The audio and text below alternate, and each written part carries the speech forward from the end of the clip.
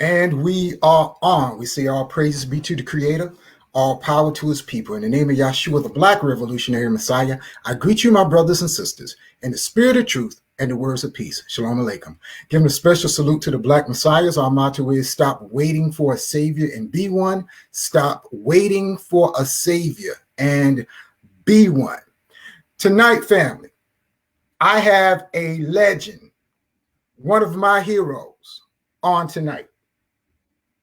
He is one of the unsung heroes of Durham that people only whisper about because his name still vibrates across this city.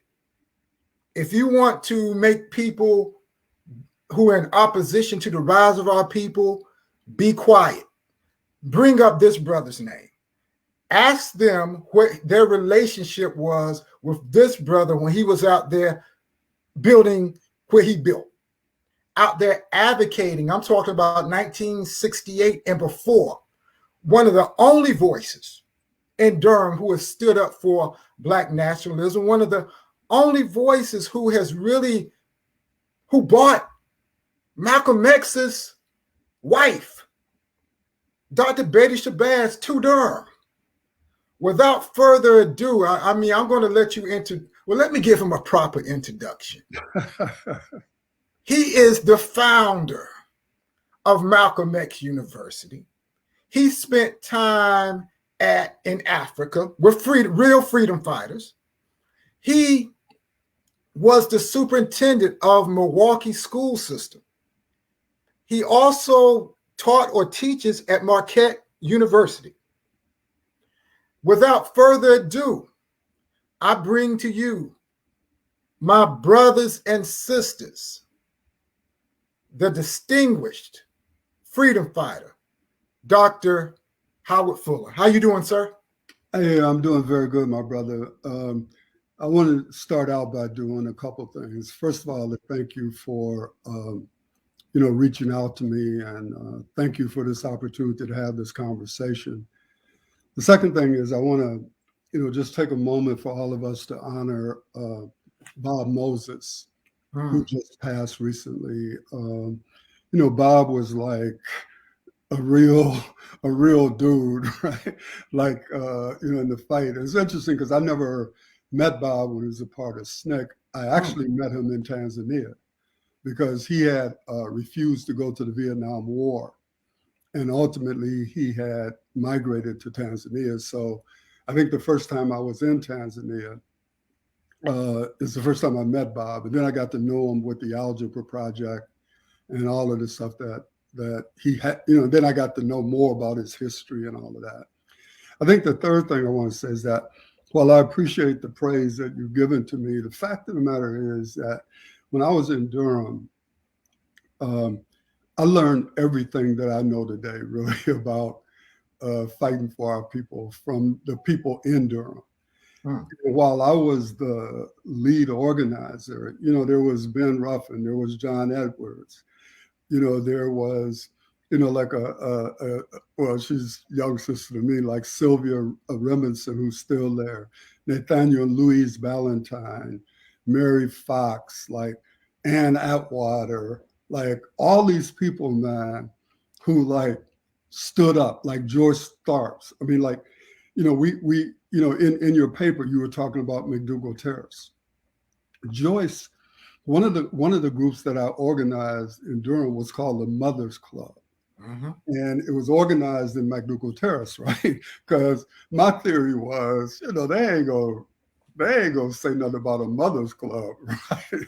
Oh yeah, Christina Green's book, about the Black women in the freedom movement in Durham. It's an excellent book, and it talks about all these women, right? But like Joyce was the president of the Mothers Club, right? And so as soon as she became president of the Mothers Club, they tried to evict her from the Terrace, and this actually led to a case going almost all the way up to the Supreme Court, and it became the basis for people not being able to be evicted from housing projects without being given a reason. So that case that came from our organizers started right there in Durham. So I always want to give honor and praise to all of those individuals, whose names never get brought up, like mine might, or Ben, or Floyd McKissick, or people like that, or Mr. Wheeler in a different way.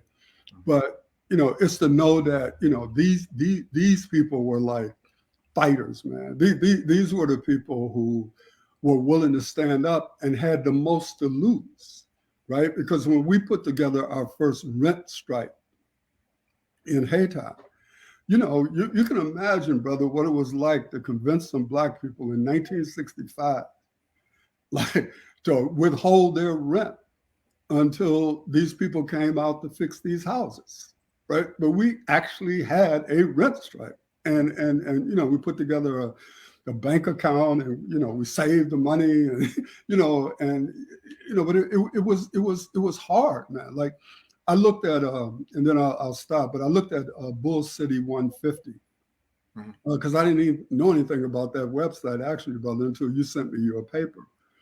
And so I was trying to catch up on the freeway thing, because that the freeway referendum happened in 63. I didn't come to Durham until 65. But in trying to catch up on that, I looked at this website, and there were photographs that just brought back tremendous memories, right? And one of them is me at the podium down at City Hall, because we were protesting, but standing in the background was Mr. Lewis Austin. And if there ever was a fighter, man, if there was, there are two Black men.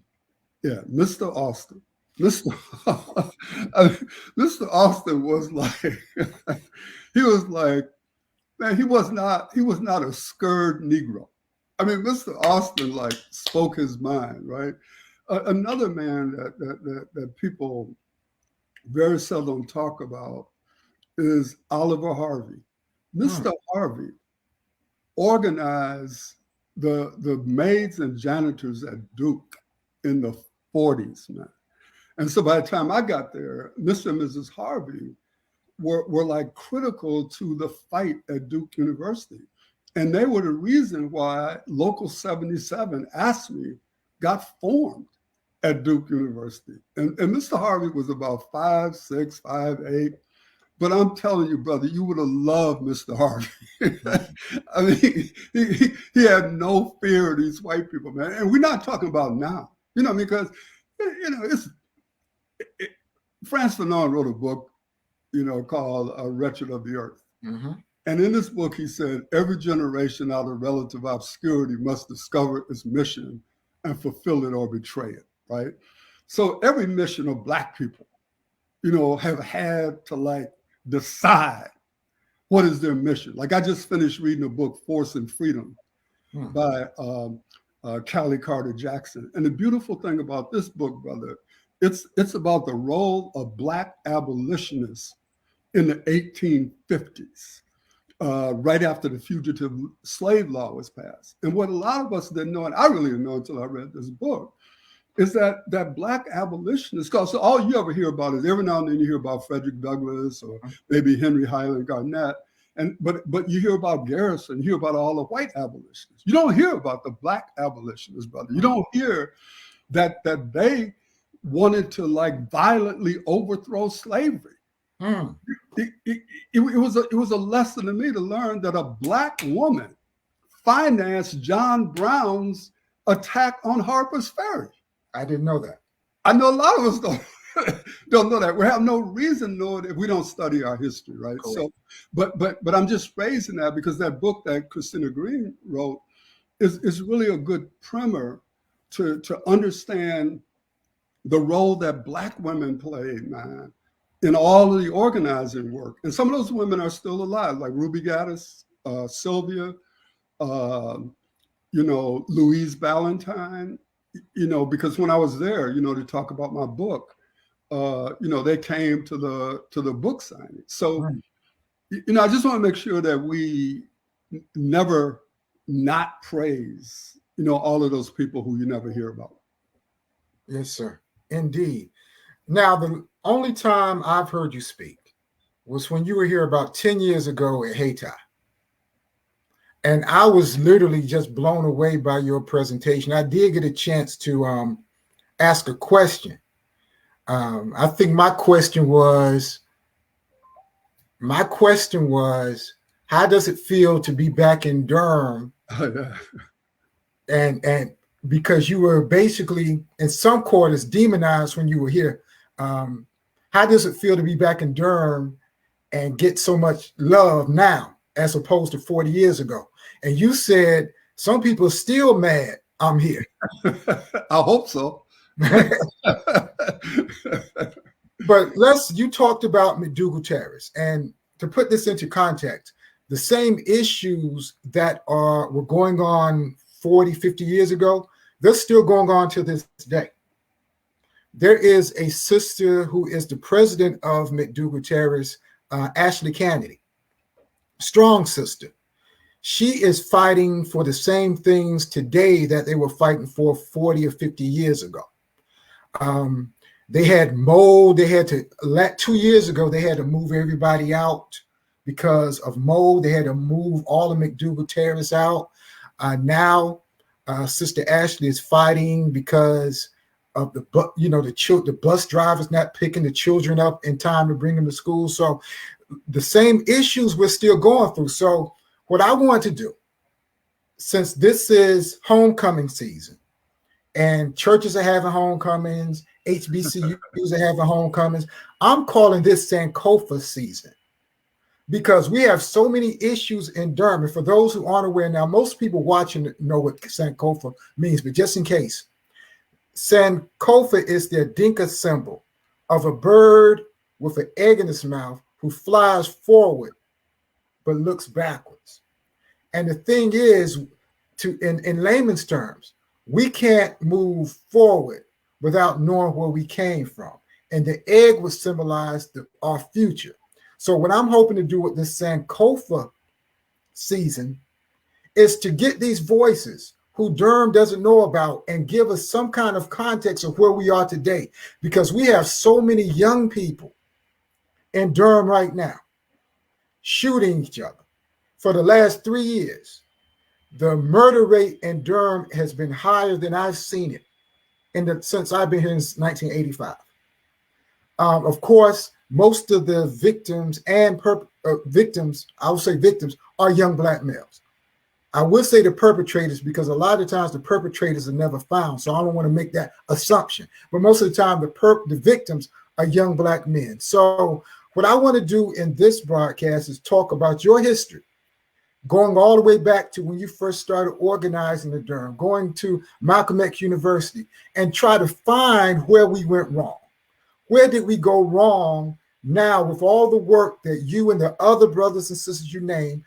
How do we get here right now when our elected officials every week are asking for solutions, and those solutions never came? So if you wanted to pick up at Mcdougall Terrace or wherever you feel comfortable about your history and organizing, and hopefully by the end of the program, we can all tie it together. Yeah, well, thanks for that. First, I want to start out by talking about something I think is very dangerous. And here's what it is that we have to be very careful about using terms like Black on Black crime, for example, because you don't hear nobody talk about white on white crime. Right. What there is there's crime, right? And we have to be very careful that we don't racialize something that is happening, not because it's a race of people, but because of the conditions under which a group of people are forced to live.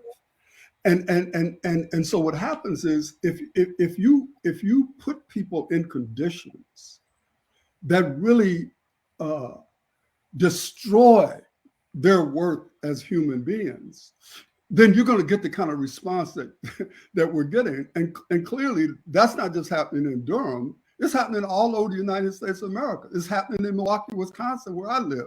It's happening in Chicago. You go anywhere, and it's happening. But what occurs is, because we don't understand how the race-class dynamic operates in America. And you talked about it a little bit a lot in the paper that you sent me. We sometimes ascribe a racial basis for something that is essentially a class problem. And because so many of us are disproportionately poor, and because of the way that race functions in America, this intersection of race and class, we have a hard time trying to define, and therefore a hard time trying to get to solutions, because we're not defining the nature of the problem. We're defining the manifestations of the problem, and that is something that is very, very difficult for us to confront as a people. So I came to Durham. It was either May 3rd. I forgot what I said in my book. It was either May 3rd or May 5th at like 2:00 in the afternoon. Is in 1965. Is when I came to Durham, and I came to Durham because Operation Breakthrough had been created by the Economic Opportunity Act, or Lyndon Johnson's Great Society program.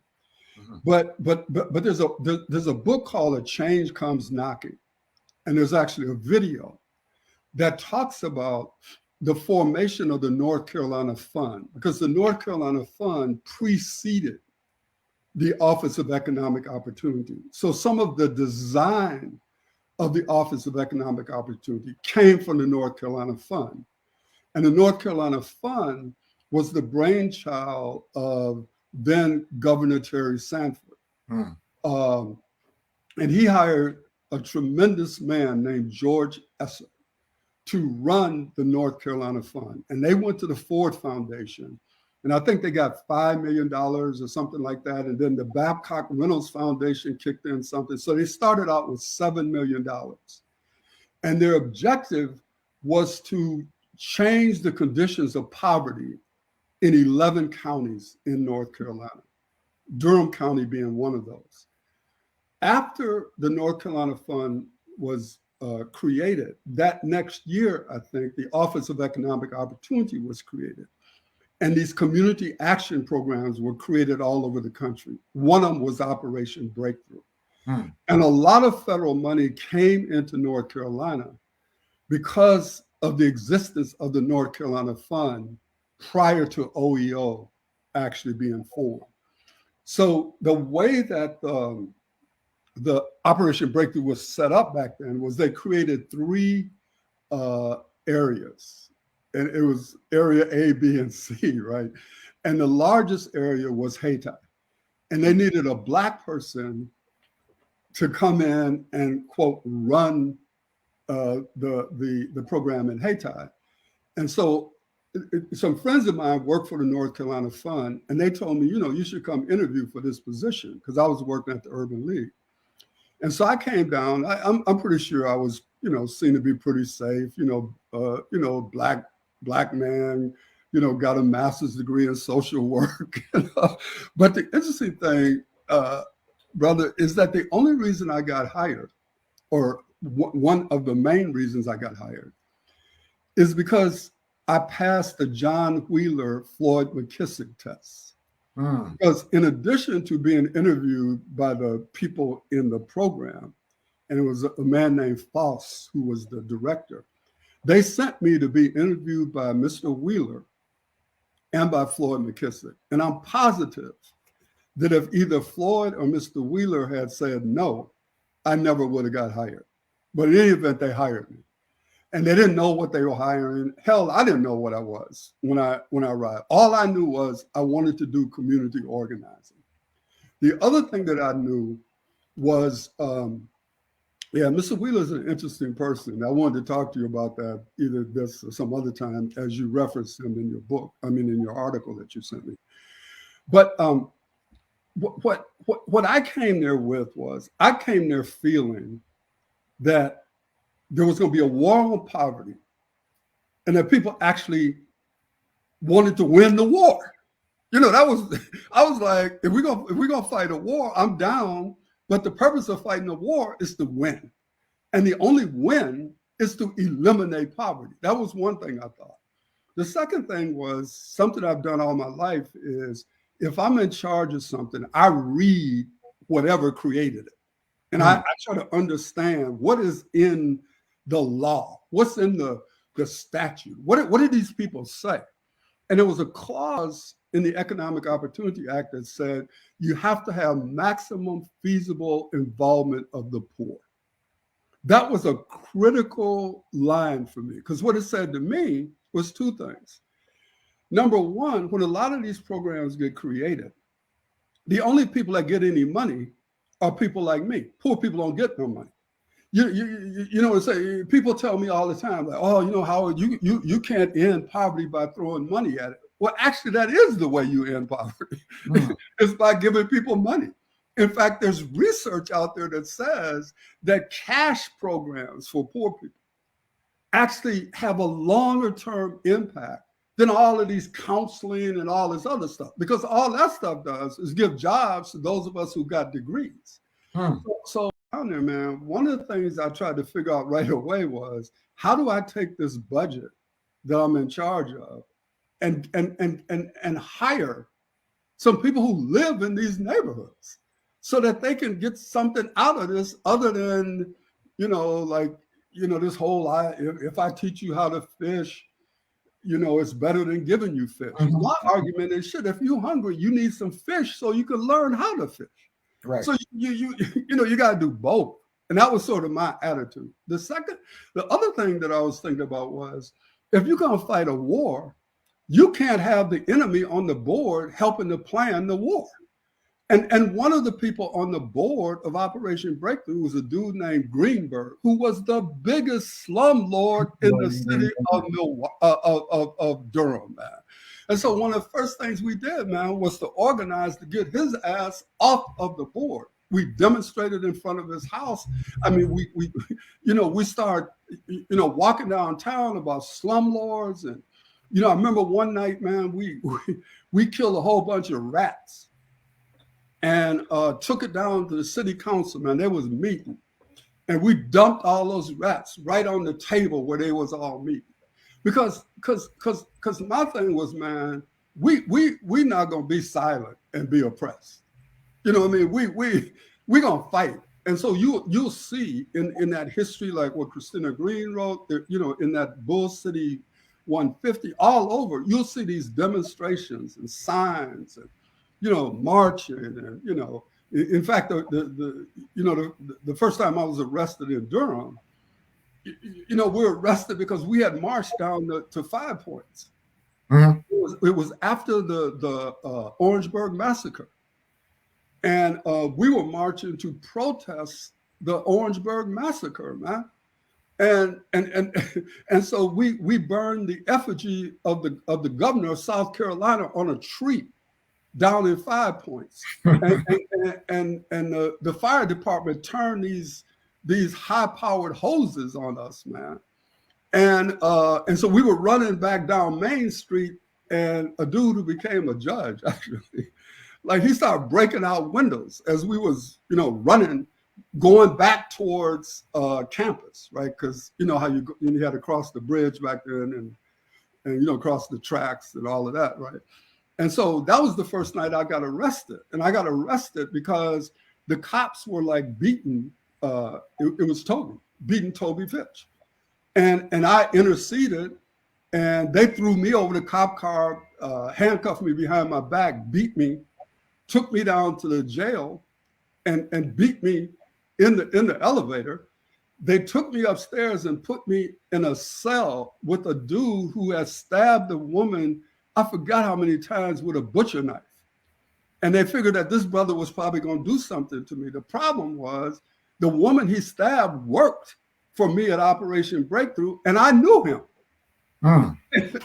And so, all of these stories. But anyway, so the point I'm trying to make is that when I got there, like my goal was to make sure that we organized people so that they could speak for themselves, so that they could fight for themselves, so that they could get some of the money that was coming in there supposedly to help poor people. So let me stop there and because I could go on and on and on and on. But yeah, I mean, I'm enjoying this tremendously. I mean, I was just going to let you go because I'm getting an education. See, we don't get this in the history books now.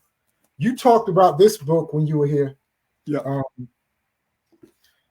Dr. Devin Ferguson's book, Liberalism, Black Power, the Making of American Politics. I think he does, besides your book, he does one of the best efforts of talking about the classism that was involved in Durham, which people still don't talk about.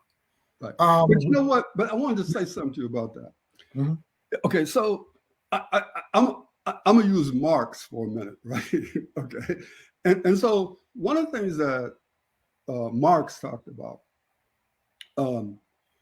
was that there was these two kind of bourgeoisie. You know, like when we talk about bourgeois people, bourgeoisie, comes from the term bourgeoisie.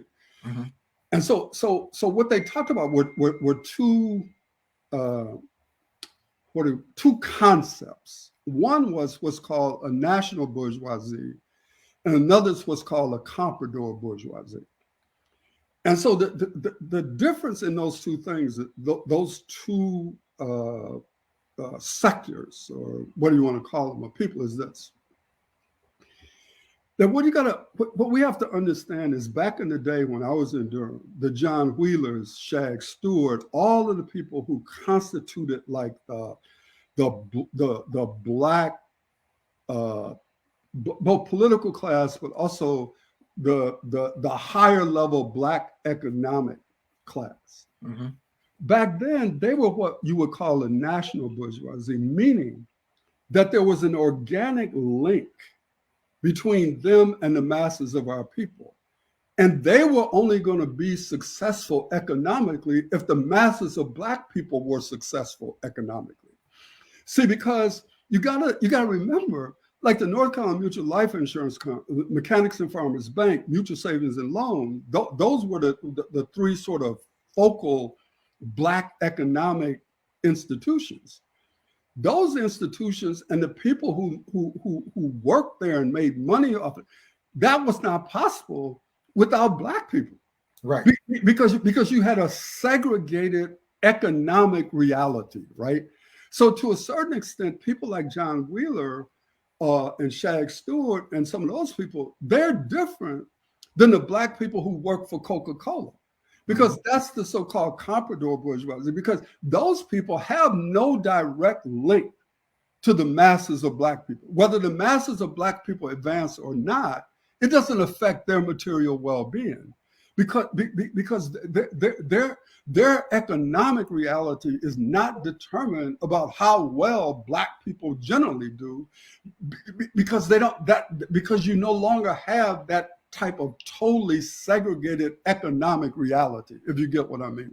Mm-hmm. And so I had tons of conversations with John Wheeler, man, and people don't know this, but John Wheeler hated white people, but he was the go-to one of the go-to Black people for white people, but even the what was then the Durham Committee on Negro Affairs. Mm-hmm. When I went down there, when I first got to Durham, some of the people that I talked about, they never attended those meetings of the Durham Committee. And so one of the things I did was to bring a whole different group of people into the Durham Committee on Negro Affairs, right? And the issues that we began to talk about were different, because you're correct in your paper when you talk about the fact that the way that was operating before I got there, there were no organizations of poor people. The organization was the Durham Committee, and it reflected the class reality of the leadership of the Durham Committee, right? And you were correct when you talked about that, right? And so the change began to take place once we started doing the type of organizing we were doing, and the formation of United UOCI, United Organization of Community Organization. I forgot what we call it. It was something that Ben Ruffin, that we organized, and we had these neighborhood groups, man, all over the city, and they came together under a united banner. Hmm. And that was also the reason why while that economic entity that Ed Stewart ran for years, why that got created, UDI. So all of those things, man, were like, came out of that organizing work that we did, back then. Hmm. But I just wanted you to see that the type of connection that some of those people had to the very people we're talking about right now. I would argue that the Black economic class, they don't have those same relationships anymore to the masses of Black people because there's no direct connection to their advancement. Their meaning the people that you're concerned about, I'm concerned about. There's no direct relationship between what happens to them and what happens to those of us, who are better off economically, because you no longer have that totally segregated economic reality. Hmm. Hmm. Now I was reading this book by Brandon K. Winford, and he talked about how Mr. Wheeler was instrumental in urban renewal. That's really true. According to Brandon K. Winford, he said there was a massive PR campaign that many of the Black bourgeoisie engaged in to convince people in Haiti, I guess, on the South Side to latch on to urban renewal. And Renford in his book says that towards the end of his life, I think around 1978 or so, Mr. Wheeler even said it was a mistake, according to Winford, urban renewal. So can you talk about that, how urban renewal was sold to the Black community? Yeah, but not just in Durham, but all over the country. See, the thing is that, as you know, one of the things about studying history is when you study history, you have to put yourself in that moment.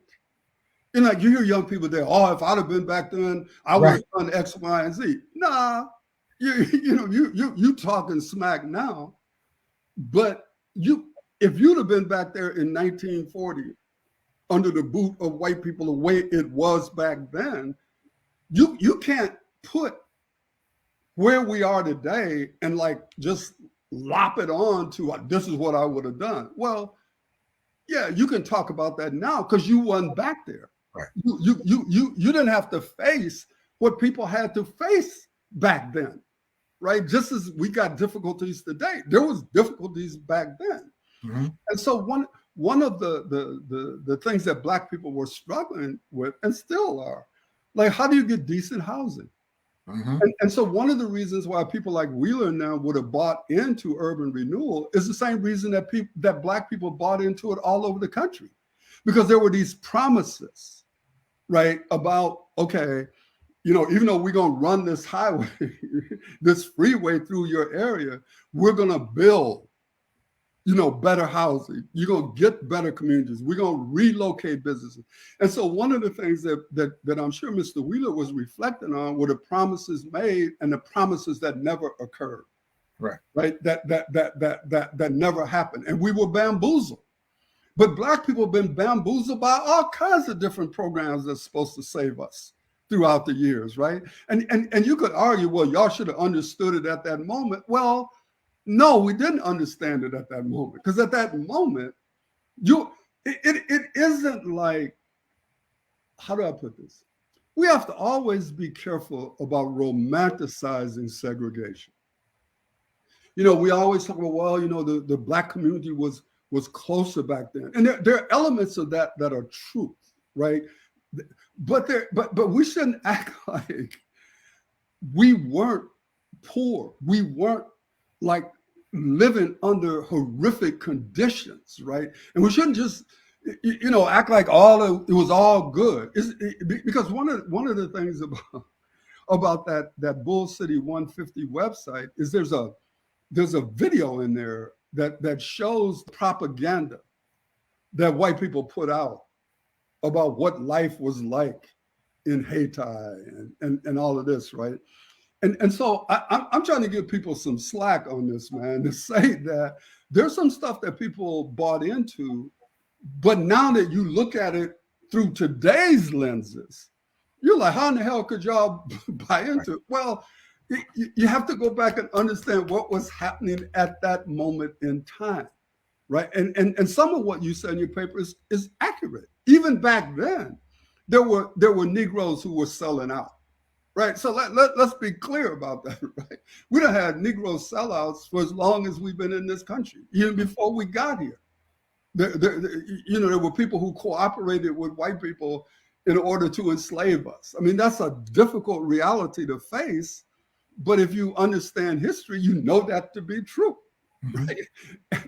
And so when Malcolm talked about the fact that one of the worst things they did was to teach us to hate ourselves, there's a lot of truth, to that point that Malcolm was making. But what I'm trying to do is to talk about how now when we look at the impact of Mcdougall Terrace, Few Gardens, et cetera, versus what we thought or what they thought it was going to be back then when they were agreeing to some of this.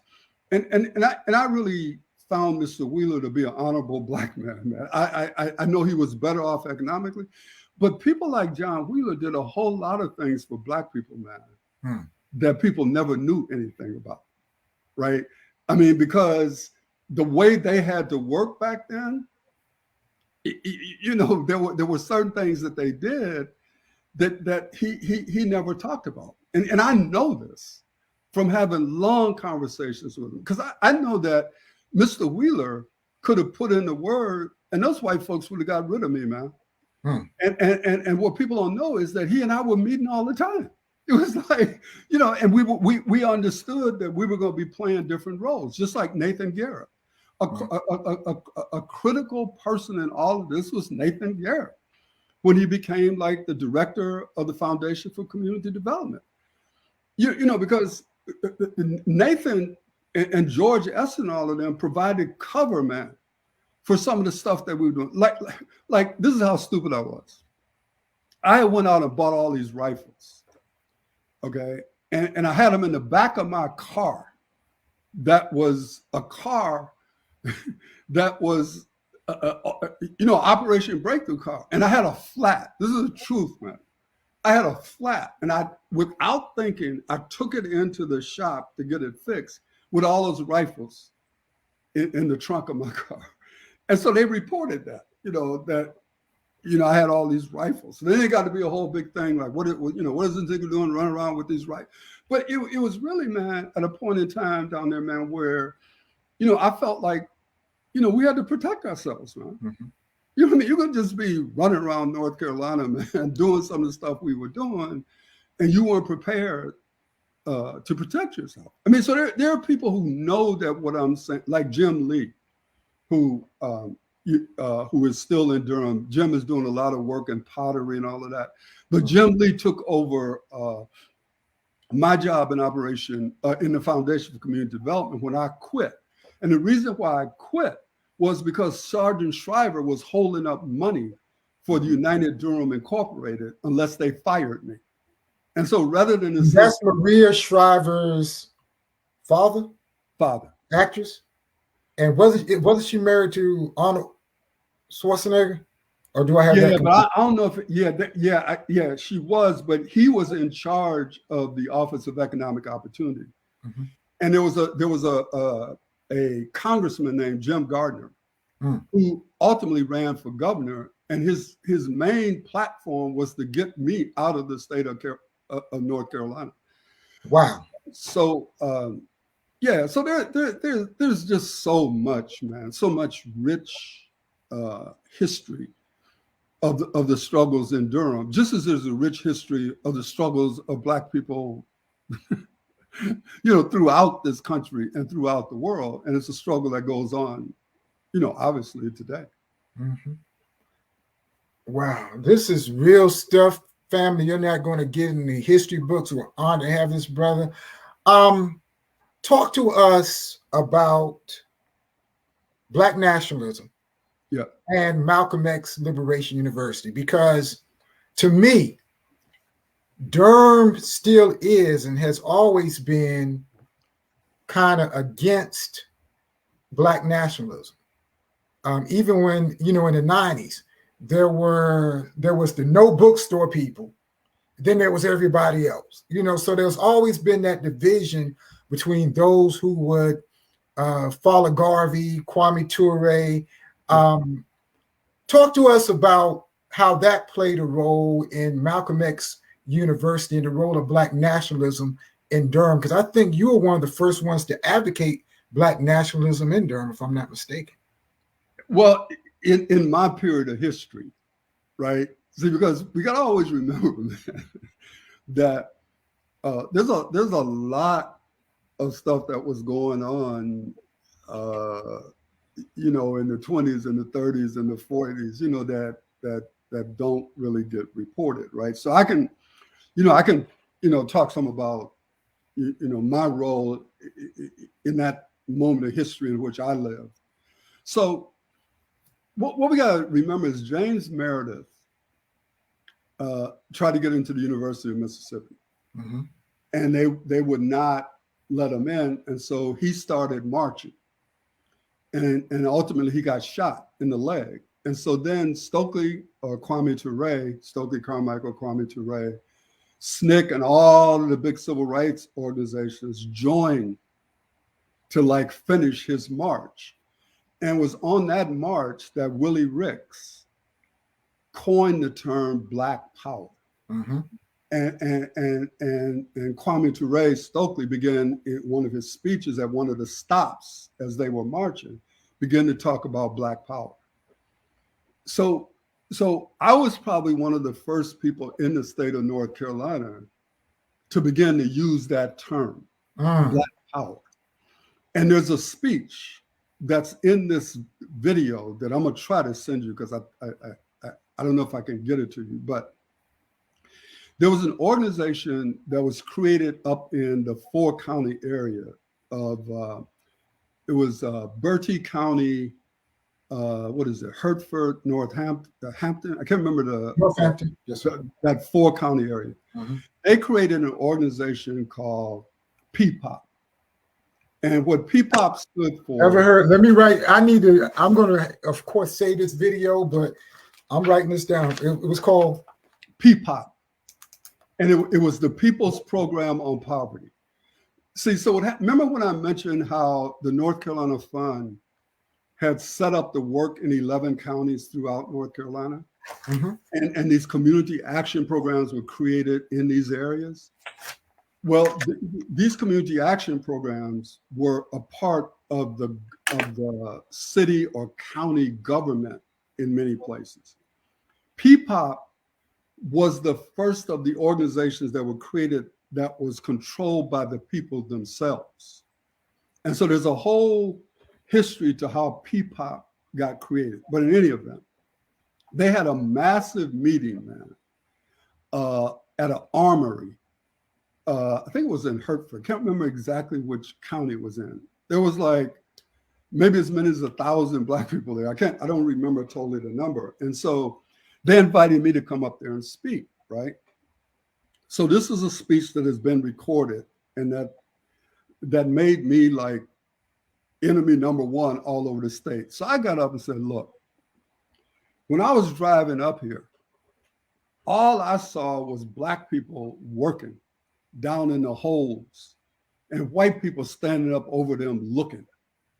And I said, what we got to fight for is to get some of those looking jobs instead of these jobs down, down in the hole. Then I said the thing that caused me the problem. Somewhere in this speech, I don't know how I got off into it, but I was saying, look, if you come to a fight and you got a baseball bat and I got a twig, I'm going to beat the hell out of you. And I said, that's what's happening is white people are coming with a baseball bat. We coming with a twig. What we got to do is we got to get a baseball bat. I wasn't actually saying we should, it was an analogy. It was a way to try to get people to understand power, right?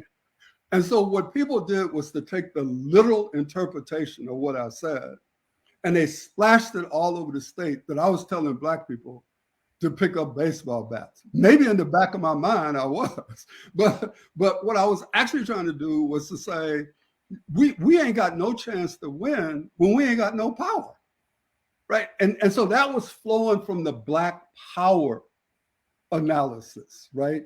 And I felt Black power was apropos to what I was doing because I was organizing in Black communities with no power. And so it was logical to me that the only way we're going to change the conditions of our people is we got to get some damn power, right? We can't. And so that was the connection. Now, how the nationalist thing came in, as you know, back then there were debates, and the debates centered around nationalism at first and various forms of nationalism. Should we, for example, take over 7 states in the South? So the Republic of New Africa, the brothers and sisters who got arrested down in Mississippi for talking about trying to take over Mississippi. And some of this came from the Communist Party's whole thing about the Black Belt South and that whole strip. And so there was always talk, I mean, amongst the Nation of Islam, for example. The question was, where is the Black nation gonna be? And so you had those of us who were talking about nationalism, but nationalism was being talked about in various forms. Because as you know, there was also cultural nationalism, right? Just the idea that what we're gonna do is to assume the elements of our culture as a Black people without necessarily trying to create a separate nation within the nation.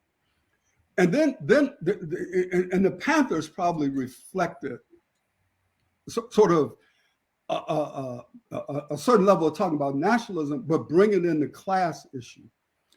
And that's what led to the contradiction between the Panthers and Stokely, because Kwame Ture, because as you know, Kwame Ture was talking about Pan-Africanism. And so Malcolm X as an institution, we started out simply talking about we're going to have a Black school. And then we moved to we are going to be a Pan-Africanist school. And so that's why, for example, I went to, the first place I went to was Guyana, when I left the country for the first time. But then when I went to Africa, in 1971, there was a whole thing about that. And because we had formed Malcolm X Libeartion University by then, and I was invited to Tanzania to give a speech on Black education. That's where I met with the heads of all the liberation movements in Southern Africa. And that's how I ended up going into Mozambique and spending 30 days with Frelimo, the Front for the Liberation of Mozambique. But to go back to your initial question, so that the nationalism argument was taking place at a number of different levels, and then it got intersected with the argument around Pan-Africanism. And so then there was like different forms of Pan-Africanism. Because if you go back to the role that Amiri Baraka played, but prior to him, Ron Karenga, so there was a cultural nationalism thing, which led to Kwanzaa, for example. So there are all of these things that were occurring back at that moment in time. Malcolm X Libeartion University was created, at a moment in time when Malcolm was persona non grata in the Nation of Islam. In fact, after MXLU got formed, I went to Virginia to give a speech, and the nation was saying I wasn't going to be able to give a speech because I was there representing Malcolm X Libeartion University, and consequently, I was representing Malcolm. I mean, we worked it out, but you need to understand the tensions that were happening at that moment in time around Malcolm and around the definition of nationalism and what form of nationalism, and then what about Pan-Africanism, and what are the different ways that you can be a Pan-Africanist? What are the implications of being a Pan-Africanist? So all of these things were going on at that moment in history. What kind of barriers or Because you hear, because right now where Malcolm X University used to be is a parking lot, really. Right. Yeah. There's no I've been sign. there. Yeah, and you talk to people in Durham, they never knew Malcolm X University existed. So I don't think that's by accident. Again, I always feel that as a Black nationalist myself, there's a kind of anti-Black nationalist vibe in Durham. What was done to Malcolm X University? Was there any kind of sabotage, or I'm sure it wasn't well received by those in the Black middle class? Well, I don't know about that because I don't know if I sent you. There's a video of the opening of Malcolm X Libeartion University. I've seen it. Right. It's in the Smithsonian. Mm-hmm. And what I would say to you is, and I know you know this, and I do the same thing you're doing, so I'm putting myself in there with you, is that we make some sweeping generalizations about people, right? A class of people, right? So yeah, there were certain middle class Black people who hated Malcolm X Libeartion University, and there were some that supported it, right? So we always have to understand. It's just like people talk today about how much people love Martin Luther King. That's bogus. There were Black people who hated Martin Luther King. Right. The head of the National Black Baptist Convention, John H. Jackson hated Martin Luther King so much that he lived in Chicago. His church was on Park Avenue or Park, whatever they call it. When they changed it to Martin Luther King, he moved the address of his church around the corner so that the address wouldn't be on Martin Luther King. So, like when those Black ministers met Martin Luther King when he first came to Mobile, Alabama, right, and told him, man, hey, man, we don't need you. Our white people are good to us. So we need to be clear that at every point in our struggle, there have been Black people who've been opposed to whatever it was that was being done, right? And so I always want people to understand that we could not have existed if there had not been some people like a John Wheeler who was supporting us under the table, or who refused to say certain things in certain meetings with white people. I'm clear about. I know this to be true, right? I'm not talking about I'm just don't know nothing about. I know what it is I'm talking about. And at the same time, there were people who were betraying us every moment that they had. I mean, I'll give you an example, man. People don't know this, but I was invited up to is it Goldsboro, North Carolina? I think it was, because there's a South Carolina and a North Carolina. But I was invited up there to give a speech, right? And this was right after we had formed Malcolm X Libeartion University. So when we got ready to go up there, we put all the rifles again in the back of my car. And so we went up there because we were going to stay up there that night, at some people's houses.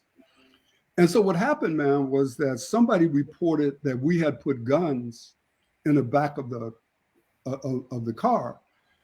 And so after I gave the speech, we got a phone call, and we didn't have cell phones, it was on a landline. And what had happened was the daughter of one of the women who worked for me was a telephone operator. And back then, some calls still went through an operator.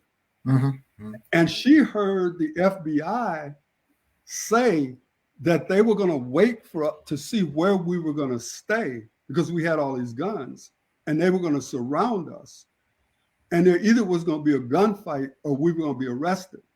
She heard this, called her mother. Her mother called up there to the church and said, y'all better not stay up there. Because we knew we were being tailed as soon as we got into town. We were being tailed. And so, man, you should have seen us, man, driving these back roads late at night, trying to get out of there and to get back to Durham, because we knew that they were getting ready to deal with us. So, you know what I'm saying? We had people everywhere who were supporting us, but clearly you also had people who were opposing us. Mm. That's just the reality of it, right? And you know, as you know, you live with that today. You ain't, you know, there's people calling you all kinds of names, as you know, brother. I mean, but that's just that's the reality of it. It ain't, that is what it is, right? Indeed. Malcolm X University was in Durham for 3 years. Correct. And then we moved to Greensboro. What was the reason for Malcolm X University leaving Durham? So there was a debate inside of Malcolm X about what were we training people to do? Were we training people to work in the United States, or were we training people to go back to Africa? Right. And so, and the concern was that because of my role in Durham, every time something broke out, I was engaged in it and got the students engaged in it. So, for example, there was the cafeteria strike over in Chapel Hill. And we took the students from Malcolm X Libeartion University over there to support the workers, you know, the cafeteria workers. And a couple of them ended up getting arrested. I got arrested on a felony, inciting a riot, and 2 other charges. In fact, I have the charging slip where I was found innocent, but I was put in jail along with the students from Malcolm X. And they actually brought me to trial on the inciting a riot, which was a felony. And so one of the discussions inside of Malcolm X was, as long as we're in Durham, every time something comes up, you're going to be involved in it. And that like takes us away from our studying. Right. And so the decision was to move to Greensboro, where Nelson Johnson was. And we had support in Greensboro, but we were going to be able to not be as engaged in the community as we were in Durham. Because as long as we were in Durham, if something broke out, you know, having to do with Black people, I was going to be involved in it. And therefore, you know, the university was going to be involved in it. So there was, you know, that was what prompted us to move from Durham to Greensboro, actually. Okay. Very interesting things, discussion tonight. Some people are giving you shout outs. Dr. Kim, who is a strong freedom fighter in Raleigh. My organization, the Black Messiahs, our Minister of Information, Sister Sharon, and also Reverend Derek Rogers from Milwaukee, who I've been I've been knowing Reverend Rogers for probably about 10 years, and we'll start debating history, then we'll start debating music. And it's almost like a segue. One day we'll debate history, one day we'll debate music. So very good brother out of Milwaukee. Another good brother in Milwaukee. Great brother. Yes, sir. Brother. Another good brother in Milwaukee I know is brother David Muhammad. Yeah, David Muhammad, absolutely. Yeah. So, you know, I know a couple of people in Milwaukee. Going forward, and this brings us operating off the Sankofa principle, going back to the initial point. 2021, Durham, North Carolina. Every night, there's a shooting. Every night, somebody's loved one, you hear about on the news, somebody's loved one is being murdered. A lot of these, not all of them, but a lot of these happenings are, the media likes to point at Mcdougall Terrace, and some of them are happening in Mcdougall Terrace. But I was reading this book on Mr. Wheeler, and he said, well, the author kind of said that even in the 60s, with urban renewal, they already knew what was going to happen with Mcdougall Terrace 50 years ago. 40, 50 years ago. They already predicted if you get these many people, force them into one area, this is going to be the outcome. So it's kind of confusing and frustrating to me as an activist when I hear people in Durham, the politicians or whatever, always seem like they're astounded because we have the murder rate in Durham we have, like there was no cause and effect, like it just happened out of nowhere and we need solutions. So my purpose with this Sankofa season is to connect the dots. So I want to get your thoughts on how we connect the dots. Where do we drop the ball, and how do we recreate that, not recreate, but connect that history so we understand, so we won't just be like a dog, like George Clinton said, like a dog chases his tail will get dizzy. But we come up with some viable solutions based on the history you talked about tonight. You know, brother, I wish I had an answer for you, man. I'm struggling with that myself, right? I mean, like even at our school, I mean, there's a school, a charter school here that I helped start that is named after me now. Dr. Howard Fuller Collegiate Academy, as you know, Derek, Brother Rogers knows, but and I'm gonna be up there tomorrow, you know, because we've had problems with COVID. We had 6 of our teachers get it, 9 students. So we're struggling. Not only we're trying to understand history, we're trying to understand what are we going to do about the present condition that we face, which is what I know you're talking about. The question. So, for example, let me just go off topic for a moment. What's really interesting about COVID is some of the same things are being done in the United States that was done 100 years ago when there was the swine flu or whatever it is, right? A lot of the same mistakes that are being made. We are now politicized around whether or not you should get a vaccine, don't get a vaccine, and our people are dying, man. I mean, let's just be real. People are dying. Over 600,000 people in the United States have died from COVID, right? So this is real, and a lot of Black people have left here because of that virus, right? And so you try to always understand. And I kind of put that aside. I'm gonna try to answer directly your question. So Derek Bell, who taught me a lot, wrote a book called Faces at the Bottom of the Well. The father of critical race theory. Yeah. To a degree.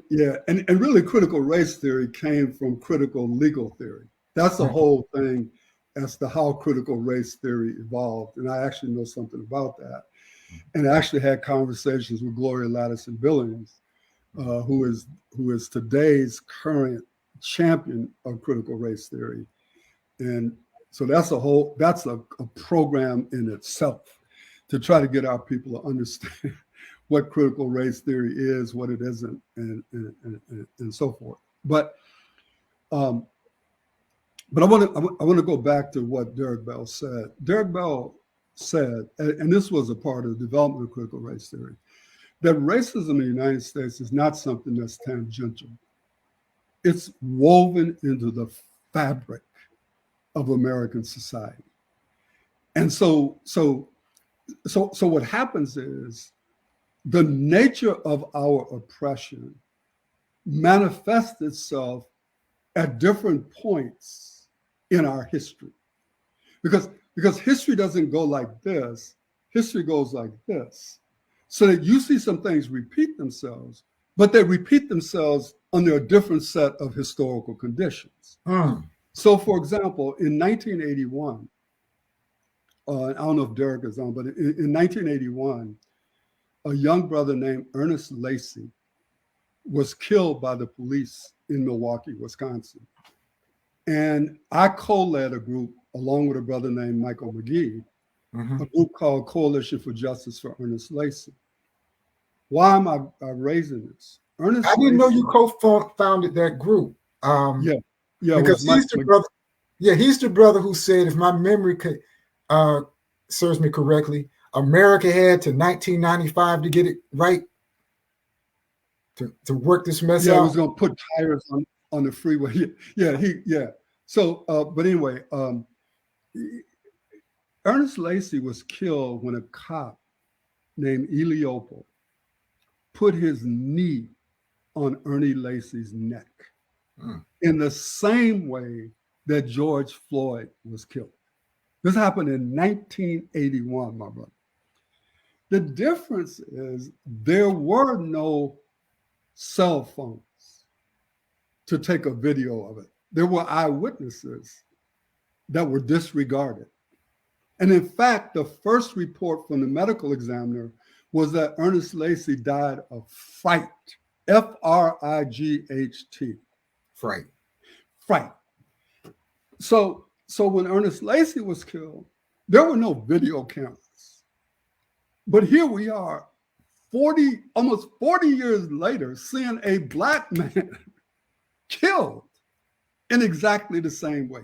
History repeats itself, but it repeats itself under a different set of historical conditions. And so there was a video of it, right? And the outrage came and all of that, right? But the fundamentals of why Ernest Lacy was killed and why George Floyd was killed are the same. A total disregard for our humanity. You see what I'm saying? Because if somebody got a knee on the neck and saying I can't breathe, and that don't move you, I don't care about you as a human. I just got through reading this year with COVID, Black Reconstruction by Du Bois. Excellent book. Yeah, but it's a book to get through because, as you know, it's 700 some pages, and I've been trying to figure out how Du Bois got all that information without Google. But anyway, one of the things he talked about in this book was the Negro problem, right? And essentially the argument was that after the breaking away from Britain, they were talking about how we're going to deal with the Negro problem. And so there were four different possibilities. One was we should make them Christian and we can absorb them into our society. The second was we need to deport them. And we all need to be clear that this is what Lincoln bought into. And we can go into that. The third was that we need to keep them permanently enslaved. That is really the only way to deal with it. And then the fourth one was attached to that. And we need to expand the territory where we allow slavery. I would argue that your question about what are we going to do today and looking back at history is rooted in the fact that this country, and therefore us, we have never figured out how to address the Negro problem. And the Negro problem is not a problem of us, it's a problem of white people. and so when we start trying to talk about what are solutions to what it is that we're facing today, it's very, very difficult, my brother, not only because of your understanding of the history, but it's also your understanding of contemporary reality. Like in this book, Force and Freedom, one of the arguments that Black abolitionists made back in the day was we should immigrate to Haiti. Think about that.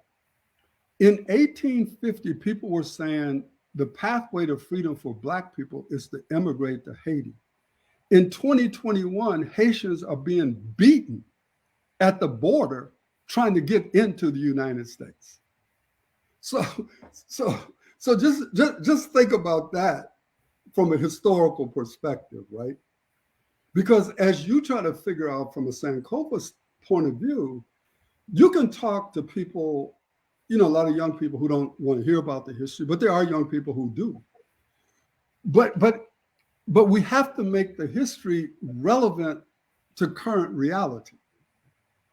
You know what I'm saying? Malcolm said that the reason why you study history is so that you don't repeat the errors of the past. And And he who doesn't understand how we got here is unlikely to have an idea about how to move to the next level. Right. Right? So as a teacher, your job in all of this is going to be, how do I take this history? Let's take a particular history of Durham, let's say. And how do I, as you said, connect the dots? But it does no good to connect the dots if also we're not talking about very specific solutions. Mm-hmm.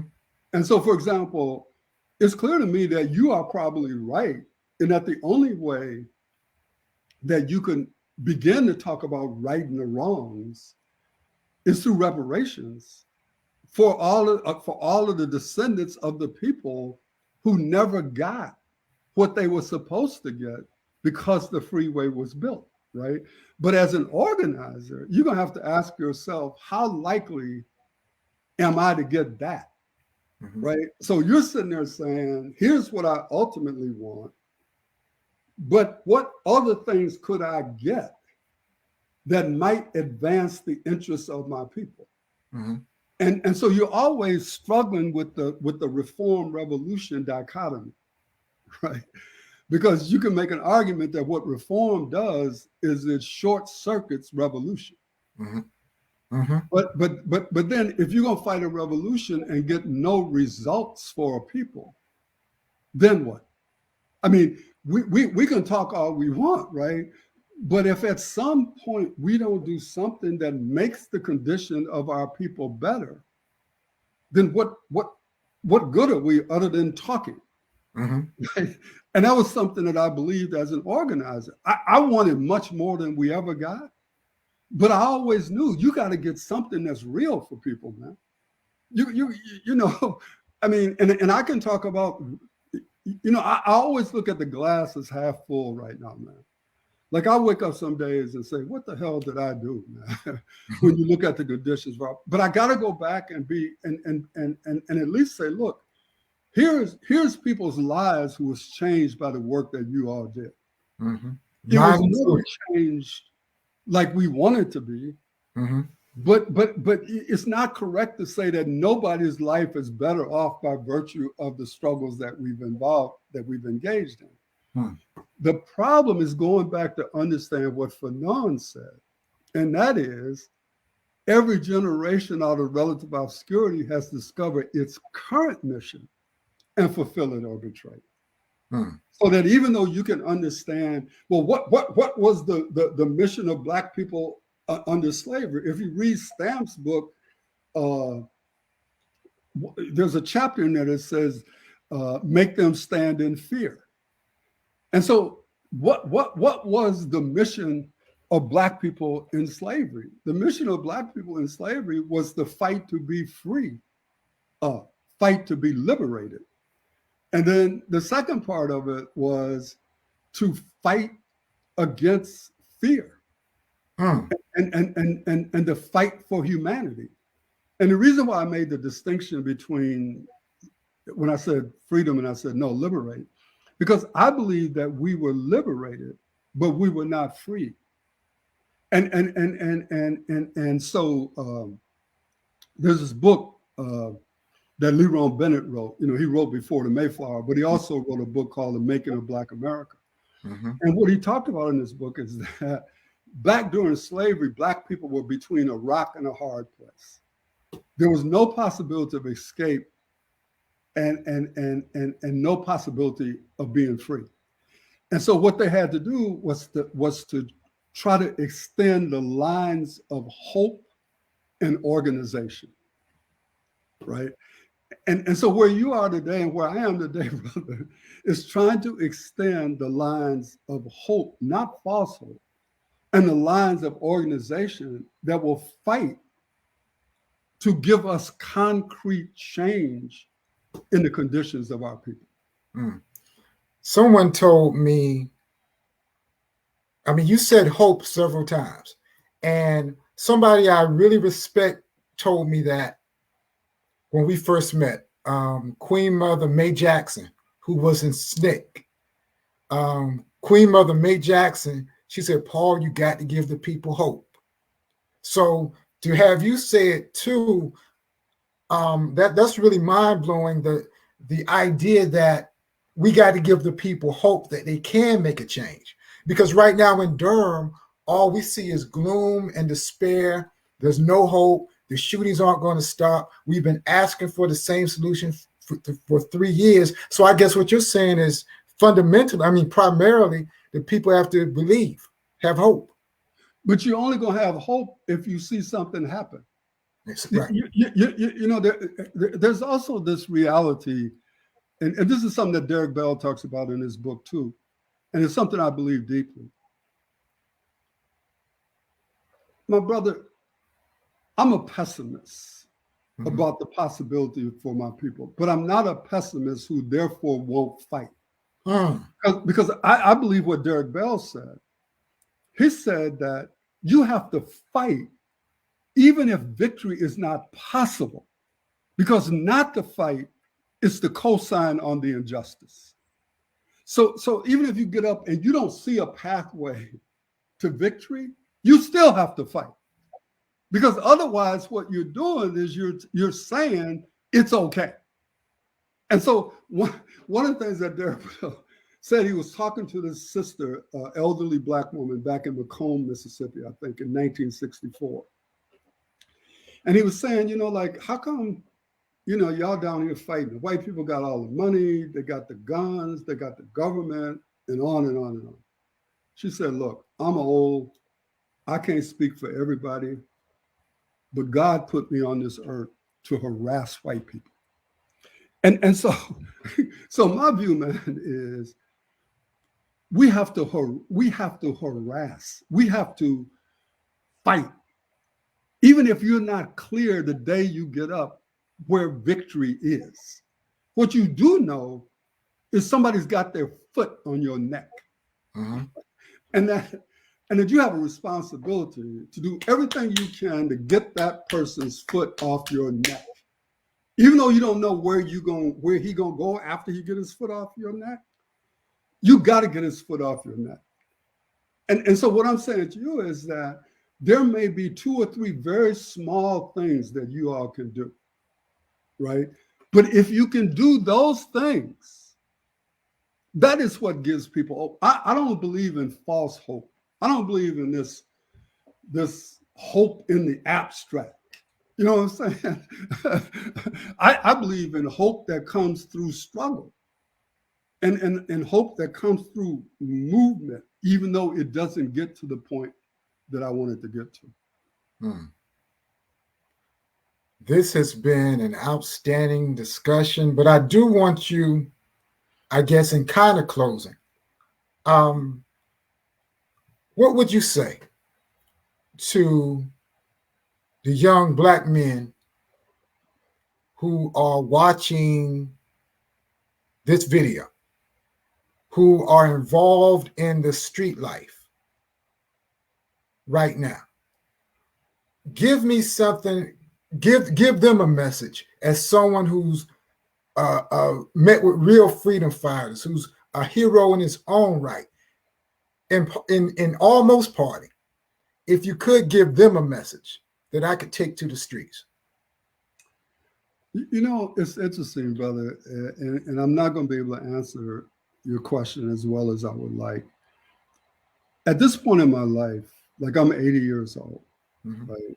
And, you know, it's a blessing, you know, because I never thought about getting to this point, right? But I always thought if I did get older, the one thing I wasn't going to do was to lecture younger people about what they should be doing. Right? That I want to listen, and I want to understand like where they're coming from before I start talking about, oh, y'all need to be doing this and that. I don't know what people need to be doing, right? Because I'm not living their reality. Okay. I mean, I do want to obviously have a message that we need to quit killing each other, right? I mean, that's an obvious thing, right? And I think all of us would say that. I'm always telling young people, you need to get an education. I'm always telling people that we need to try to figure out what we can do so that your life will be better but not just for yourself, but for our community. Like that's how I'm wired. That's what I believe. But you and I know that you can't just, if people don't know you, you can't just be walking up to people telling them what they ought to be doing and stuff. You know what I mean? I mean, come on, man. That that's not real, right? And the only way people are going to begin to respect you is that they got to know you, and they got to know that you're real. They got to know that you down, and even then, it doesn't mean they're necessarily going to listen to what it is that you say, because they got to deal with the reality that they're dealing with, right? And until I can start talking in concrete ways about how you're going to change that reality, it's very hard to be giving people advice on what they need to be doing. So that's not a direct answer to your question, because I don't know how to answer it any more directly than what I just did. I mean, I think that was the perfect answer. I have enjoyed this. I'm honored. My city would truly benefit from this moment. If someone is interested in your book, how can they purchase your book? They can get it on Amazon. And it's also on Audible. And I did the reading myself. So it's my voice on Audible. Okay. And give the name of the book for the people. No Struggle, No Progress. No Struggle, No Progress. Yeah, 1 second.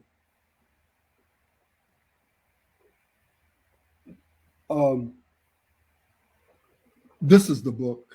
I don't know if you can see it because I got that. Well, let me get it right. This one. Yeah.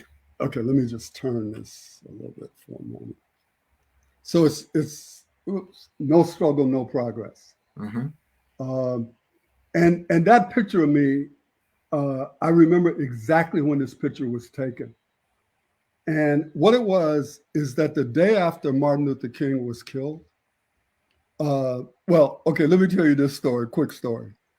So I lived on Lawson Street, right across the street from NCC, NCCU, then, what was then the senior dormitory. And so the day that Martin Luther King was killed, Adam Clayton Powell had just gotten back from Bimini, and he had been invited by Duke to give a speech over at Duke. But Adam Clayton Powell was an alcoholic, and he was so drunk, and he was staying at Mr. and Mrs. Logan's house, who was like 3 doors down from me, going towards what was then the men's dorm, Roxborough Street, going towards Roxborough Street. And so when we heard that Martin Luther King had been killed, Adam Clayton Powell said, "Oh man, this is a conspiracy to kill all the Black leaders." So we literally stayed up all night with guns, guarding Adam Clayton Powell. But I got word that the students had gathered in the not the union, but it was the auditorium, and they was all going to go downtown. And I went over there, man, and I was like, "We're not going downtown tonight, because some of y'all gonna get killed." And ain't nothing good. And people was calling me all kinds of handkerchief head niggas and your Uncle Tom. I said, "Y'all call me whatever you want. We're not going downtown. What we're gonna do is tomorrow, we're gonna have a peaceful, silent demonstration to protest the assassination of Martin Luther King." And so when that picture was taken, we were on the way back. And I looked up on the bank building on Main Street, and there were these 3 white men with rifles up on the roof. And if you look at that picture real closely, you can see the worry on my face. It was the moment that I spotted them. Because what you can't see is the Klan is over on the other side of the street, on the other side of Main Street. And so you can imagine the tension. This is the day after Martin Luther King was killed. We marching, got the police everywhere. You got white men up on roofs with rifles. We didn't know who they were. You got the Klan. It was, and so you know that mural that's downtown now at 5 Points? there's a huge mural that's downtown now. Yeah, the new file. Yeah, yes, sir. Mm-hmm. And there's a picture, the black man with his hands up in the air and the back turned. That's me. And that was the day of the march to protest Martin Luther King's assassination. Wow. Wow. Again, family, you will not get this in the history books. I am honored by this. Sending shout outs, Brother Dale Freeman, who is the chairman of the Black Liberation Action Committee. Once again, our Minister of Information in the Black Messiah's Sister Sharon, we call her Sister Spitfire. She said she earned that name. I feel it. She earns that name. That's our Minister of Information. She said this was awesome. So everybody listen, and we're going to, and it's their website if people wanted more information. Yeah, I actually have a website. You can go to howardfuller.org. I'm going to revamp it at some point. But you can also visit the website of our school, Dr. Howard Fuller Collegiate Academy. Dr. Fuller, it has been an honor. And for those who are watching this and will watch it on replay, this is just the beginning. Again, we're not calling this homecoming season. We're calling this Sankofa season. And I'm honored that Dr. Fuller was our initial guest. This is the official kickoff of Sankofa season. So I'm honored that we have the living legend, Dr. Howard Fuller, that just gave us so much wisdom, so much knowledge, so much history tonight. My soul is full tonight. Dr. Fuller, thank you. And I hope this isn't the last time we get to talk, sir, because well, brother, you know how to get in touch with me. So yes, sir. It ain't no thing. So if you ever want to get in touch with me, just reach out. Thank you, sir. And I want to thank you. I want to thank everybody for watching. And as always, we leave you with the Black Messiah motto: stop waiting for a savior and be one. Shalom.